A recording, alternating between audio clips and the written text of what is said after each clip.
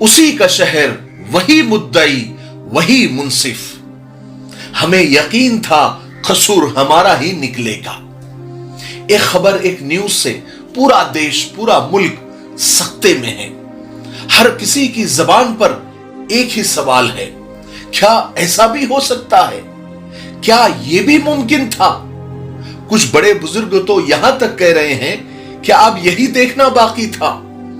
ये देखने और सुनने से पहले हम मर क्यों नहीं गए? हमारे कान और आंख फट क्यों नहीं गए?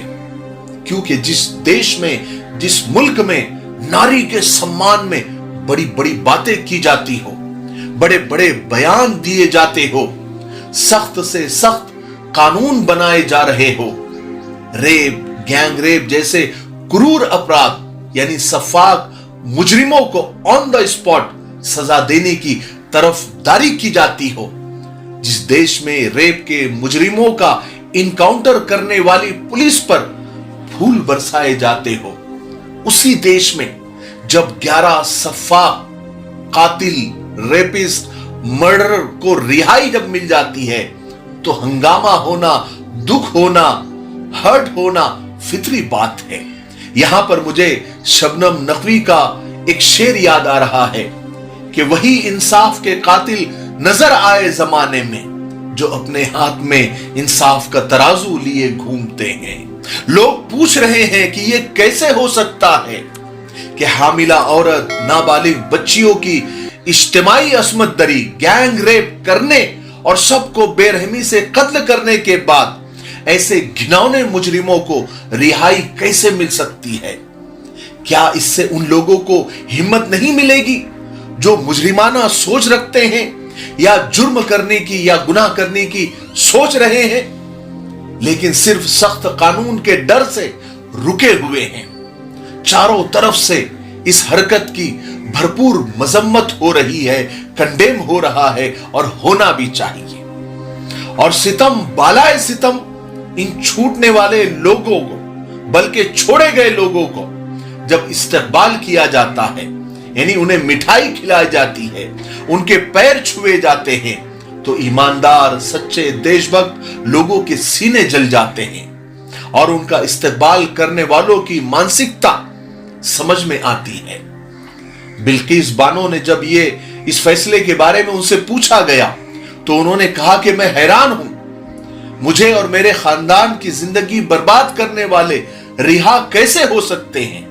मुझे अभी तक यकीन नहीं हो रहा है। बिल्किस बानो ने गुजरात सरकार से अपील की है कि वो इस फैसले को वापस ले। बहुत सारे जिंदा दिल लोगों ने, जिनका जमीर जिंदा है, इस फैसले पर एहतजाज किया, दुख जताया और अपोजिशन के लोगों ने और नेताओं ने भी एहतजाज किया। मिसाल के तौर पर कांग्रेस के पवन खेड़ा ने ट्वीट किया और एक वीडियो भी जारी किया और उसमें लिखा कि असल नरेंद्र मोदी कौन है, जो लाल किले के प्राचीर से झूठ परोसते हैं या फिर जो अपनी गुजरात सरकार से बलात्कार के अभियुक्तों को रिहा करवाते हैं? ये देश जानना चाहता है। मजहब नहीं देखा जाएगा कि किसका बलात्कार हुआ, मजहब नहीं देखा जाना चाहिए कि किसने बलात्कार किया। बलात्कार हुआ, हत्या हुई, सजा होनी चाहिए, माफी नहीं मिल सकती है क्योंकि गैर कानूनी है। यह महत्वपूर्ण सवाल है, महत्वपूर्ण मुद्दे हैं। आज जो भी मजहब देखकर चुप हैं, वो प्रधानमंत्री हो, कोई और विपक्षी दल हो, संविधान पढ़ लीजिए। यह देश संविधान पे चलता है, सरकारें संविधान पे चलती हैं, सरकारें जाति और मजहब देखकर नहीं चलती। कम्युनिस्ट पार्टी की एक नेता कविता कृष्णन ने भी ट्वीट किया कि 2022 की यौम आजादी के वक्त जब इंडियन वजीर आजम तकरीर कर रहे थे और खवातीन की इज्जत और नारी शक्ति की हिमायत कर रहे थे, तो उसी वक्त हुकूमत गुजरात माफी के नाम पर बिल्किस बानो के इज्तिमाई रेप करने वाले यानी गैंग रेप के मुजरिम और मर्डर 11 मुजरिमों को रिहा कर रही थी। क्या नरेंद्र मोदी हमें बता सकते हैं कि बिल्किस बानो उनकी नारी शक्ति का हिस्सा है या नहीं, या सिर्फ मुसलमान होने की वजह से वो अलग है, नारी शक्ति का हिस्सा नहीं है? बैरिस्टर असदुद्दीन ओवैसी ने तो سب سے زیادہ سخت احتجاج کیا اور کئی ٹویٹ کیے اور کہا کہ ان مجرموں کو دوبارہ سرکار جیل بھیجے.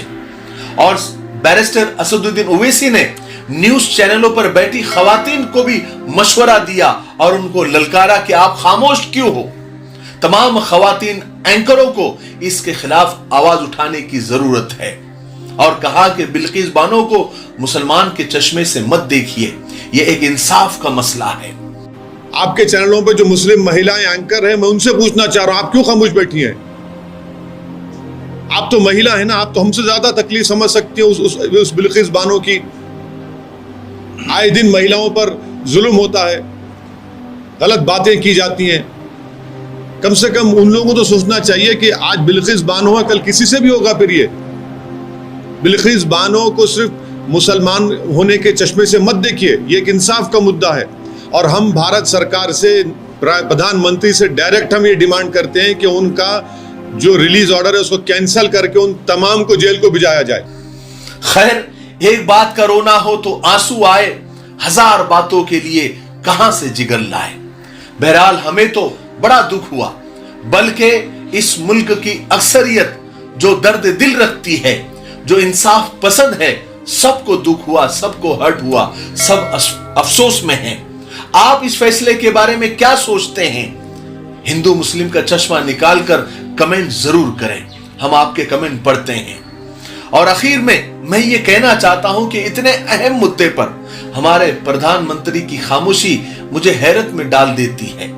میں بڑے پیار سے یہ 2 لائن میں اپنے جذبات پردھان منتری تک پہنچانا چاہتا ہوں اور اپنی بات کو ختم کرتا ہوں کہ تیری مصروفیت, تیری مجبوریاں سر آنکھوں پر, تیری مصروفیت, تیری مجبوریاں سر آنکھوں پر, مگر تیرا یوں بے پرواہ ہونا مجھے اچھا نہیں لگتا. السلام علیکم ورحمۃ اللہ وبرکاتہ.